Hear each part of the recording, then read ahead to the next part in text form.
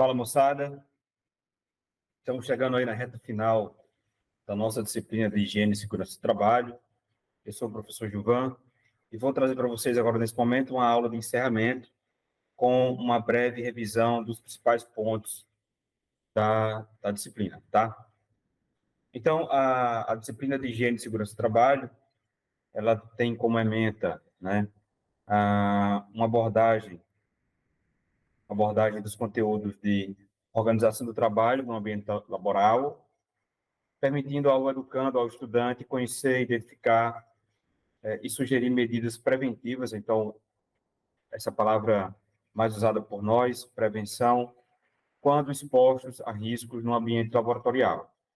De modo que são abordados alguns conteúdos principais, como a questão do manuseio de gases, principalmente gases de laboratório, estocagem de substância, como organizar o almoxarifado, a questão do equipamento de proteção individual, equipamento de proteção coletivo, descarte de resíduo, riscos de incêndio, e os principais procedimentos básicos que nós adotamos em laboratório de química. De modo que o objetivo geral é proporcionar conhecimento das medidas preventivas quando expostos a um risco em ambiente laboratorial. Então, assim, fazendo uma retrospectiva geral, nós trabalhamos com a ideia da prevenção, né, e o uso do EPI e EPC para que, na circunstância, né, se porventura houver um acidente no laboratório, vocês possam se proteger seguindo essas regras básicas de prevenção, tá? Então, a primeira ideia que eu trouxe para vocês lá na unidade 1 foi do mapa de risco, né? O mapa de risco é um instrumento usado por nós para reconhecer e se antecipar aos riscos, né? E ele tem essa função, né? O reconhecimento do espaço, né? A antecipação do usuário quanto aos prováveis riscos, né? E isso vai minimizar, mitigar, de certa forma, um risco que, porventura, possa acontecer de um acidente, tá? Então, o mapa de risco ele tem que estar fixado naquele espaço, em um ambiente bem visível, né? E ele deve sempre ser atualizado de acordo com as modificações que forem sendo feitas lá no laboratório ou na indústria, né? E, basicamente, ele tem um layout geral, né? Tem a identificação aqui do espaço, né? Tem a área, né? A discriminação, a descrição aqui da área, como se fosse uma planta, né? E tem aqui o gabarito que indica o grau do risco, né, e o tipo de risco que está dentro, que está associado aqui a esse espaço. Então, por exemplo, no laboratório de química, é muito comum a gente encontrar o risco químico, né, que é definido por essas bolas na cor vermelho, tá?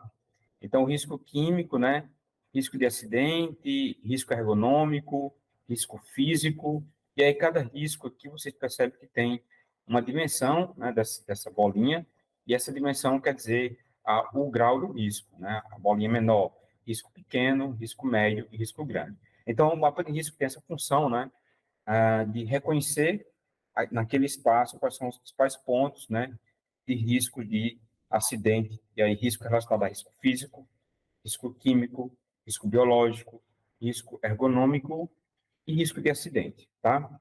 Então, sempre que vocês forem desenvolver uma aula prática, visitar um laboratório, visitar uma empresa, né? Vocês devem reconhecer, observar se lá tem um mapa de risco para vocês saberem como é o funcionamento dentro daquele espaço, tá? Então, esse foi o primeiro ponto que eu abordei na unidade 1.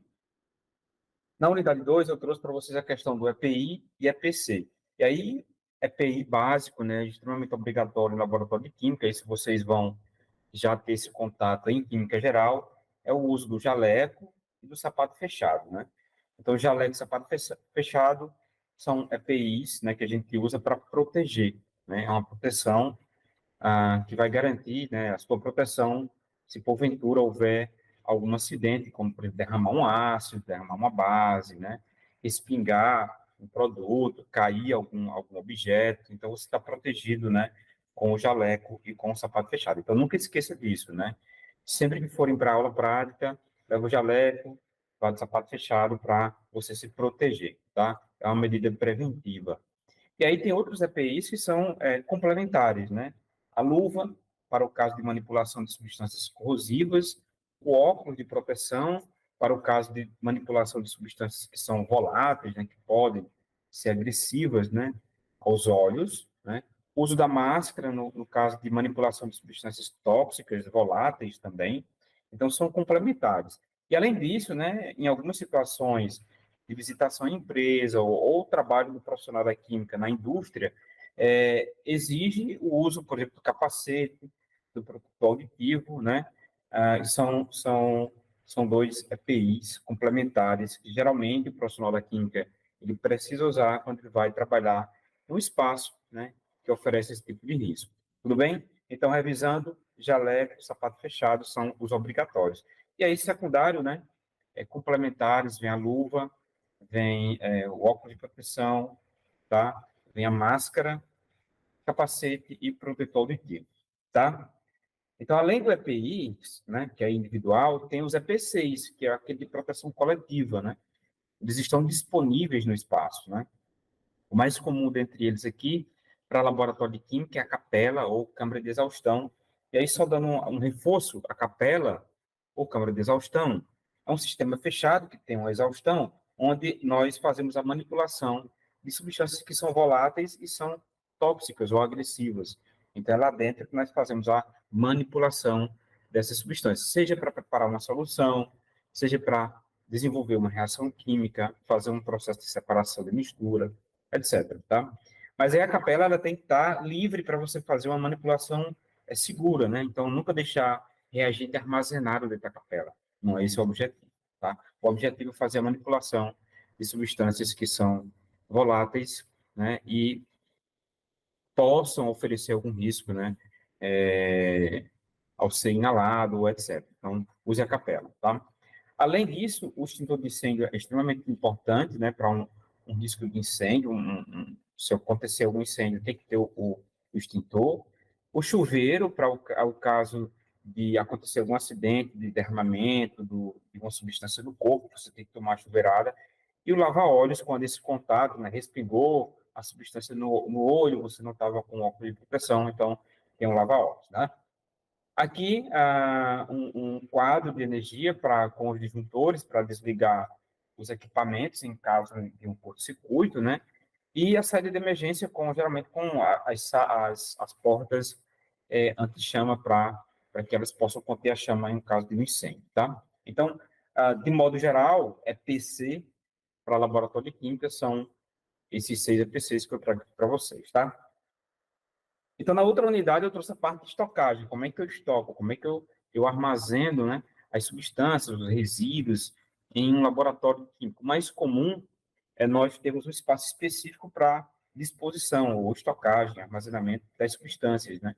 Esse espaço é chamado almoxarifado. Então, geralmente, o almoxarifado é composto por estantes, né? Tem uma distância mínima entre uma estante e outra para você fazer a disposição, de mais ou menos 1 metro, né? Uma distância mínima de 1 metro. E nas estantes a gente faz uma distribuição de modo a obedecer uma compatibilidade de substância. Nunca colocar muito próximo as substâncias que são quimicamente incompatíveis, né? Ácido não pode ficar junto das bases e vice-versa, tá? Então, sempre ter cuidado na hora de fazer a estocagem das substâncias, fazer essa separação. E aí, um modo bem clássico, comum, assim, da gente fazer essa agregação dessa substância no almoxarifado é colocar por ilhas, né? Os reagentes separados por ilhas nas estantes, obedecendo às classes químicas, né? E, geralmente, a gente coloca as bases, os ácidos, e numa ilha interna entre os ácidos e as bases, a gente coloca os inertes, que é para dar uma proteção maior no armazenamento dessas substâncias, tá? Então, sempre ter esse cuidado, mesmo que vocês não trabalhem no almoxarifado, mas quando forem entrar no almoxarifado para pegar uma substância, né? Vocês, na hora de devolver, ter esse cuidado de devolver para a estante correta, né? Para que elas não fiquem reagindo, né? Devido à proximidade, tá? E para fechar, eu trabalhei na unidade 4 as principais normas de segurança em laboratório de química, e essas normas a gente segue, né, a risca no laboratório para que a gente evite o acidente, e se acontecer o acidente, ele possa ser o menos grave possível, tá? Então, conhecer o mapa de risco, você já sabe a função dele, é um instrumento muito importante no laboratório. Usar EPI e EPC de forma correta, né?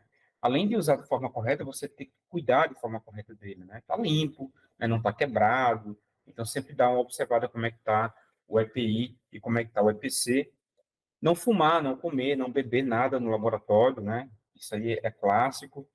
Não armazenar substâncias incompatíveis no mesmo local, né? Isso, na aula da unidade 3 eu trabalhei isso. Não abra qualquer recipiente antes de conhecer o seu conteúdo pelo rótulo. Então, laboratório de química é muito assim, né? Você tem que conhecer tudo que você vai fazer, né, para evitar qualquer tipo de acidente. Não pipetar com a boca, então usar o pipetador, usar a pera, vocês vão fazer muito isso em química geral e nas outras disciplinas, né?